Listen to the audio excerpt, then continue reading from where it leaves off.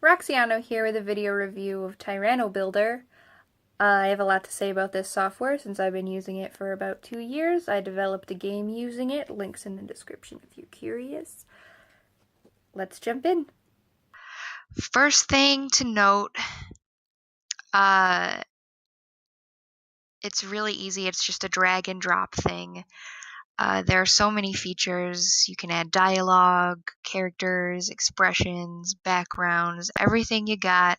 You can put it into assets and drop it here, including audio and all that stuff. There are even commands, but you don't really have to touch those to complete a game. One thing I like about it is it's really customizable. You can customize down to the menu button, the menu branch buttons, everything you need to customize, even the text box that you can customize. I want to say that exporting the games is such a breeze, really.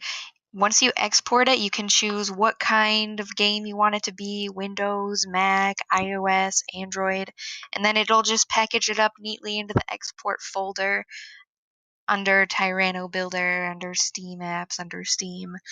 So it's definitely not difficult to do, especially if you want to put them up somewhere online for download.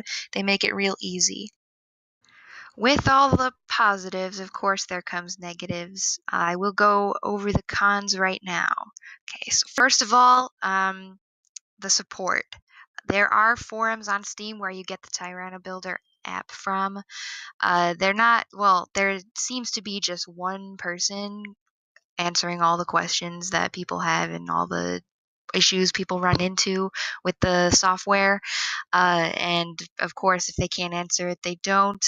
It's always nice because there are other developers using the software that usually pitch in and add, workarounds and coding and all that. But for the most part, if you have an issue that's not fixable, you won't really get much help. Another con I'd like to note is definitely the organization involved with making scenes and making files and putting them in here, importing them. If you go to your scenario place where all your scenes are, they're just kind of in a list. There aren't any folders you can organize them with.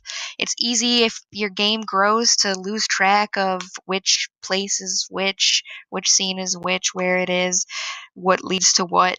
So definitely there could cause some confusion there because the organization just really isn't there. There are folders for the assets, like the characters and the backgrounds and the scene art, but as you can see, once it's in a folder, it can't move out of that folder. So what you have to do is you have to delete it out of the folder and then go to the folder you want to put it in and then add it there. But if you had already put it into the game itself, you have to go into every place where you put it, hit browse again, and select the new image that you want to put where the new folder is. So it is pretty tedious, especially for organization purposes. It would be much more helpful if you could move them around freely. File types are another issue. If you want to put videos into your game, they have to all be WebM format. And if you want audio, music, sound effects, they all have to be .ogg. Those are definitely not the mainstream ones. So if you're used to using WAV files or MP3s, MP4s, stuff like that, that's definitely not going to work here. You have to go online and convert them over and then import them into your game that way. It is a lot less convenient, but right now they can't support it because of some legal issues or another. So maybe in the future they'll bring those back, but for now it's going to be a little less convenient for you there. I'm going to demonstrate an issue I had with the image galleries. The image galleries are really a smart, brilliant thing to include in the game, really.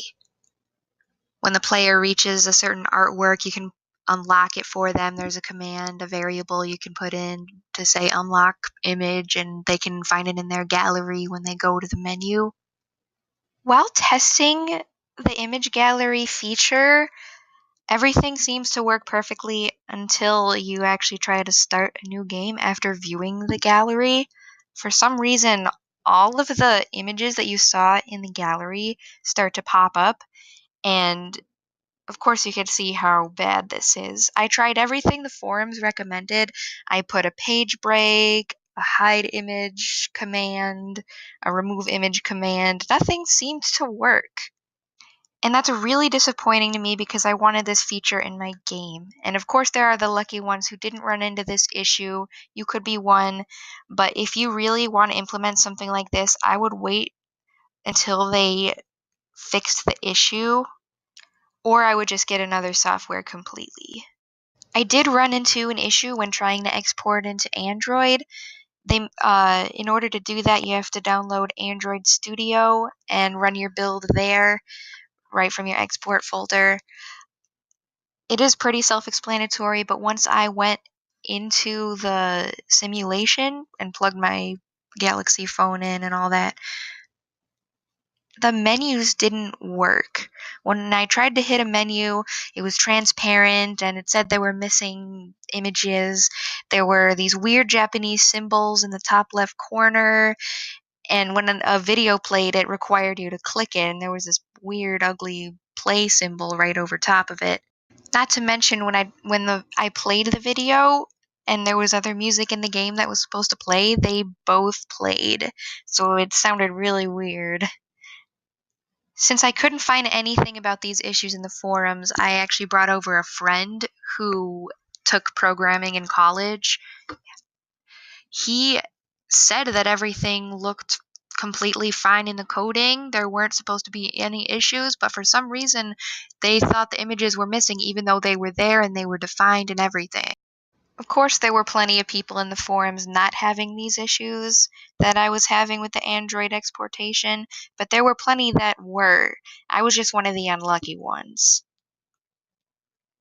So if you haven't made your game with Tyranobuilder yet, I suggest if you want to export it to Android, I would wait for them to fix these major issues.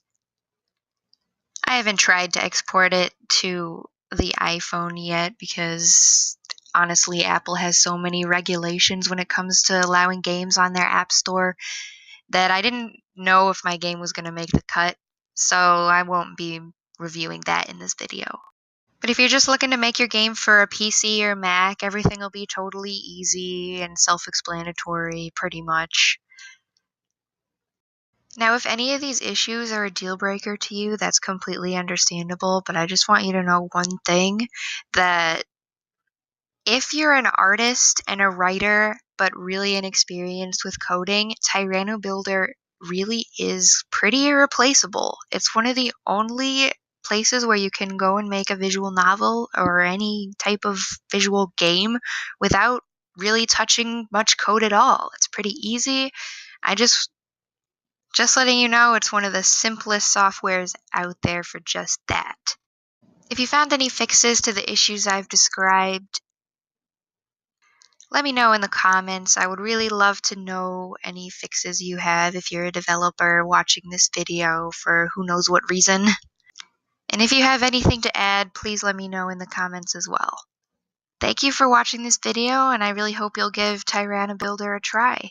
It's coming to the times where anyone can make a game like this, so I'm really excited to see what normal people come up with.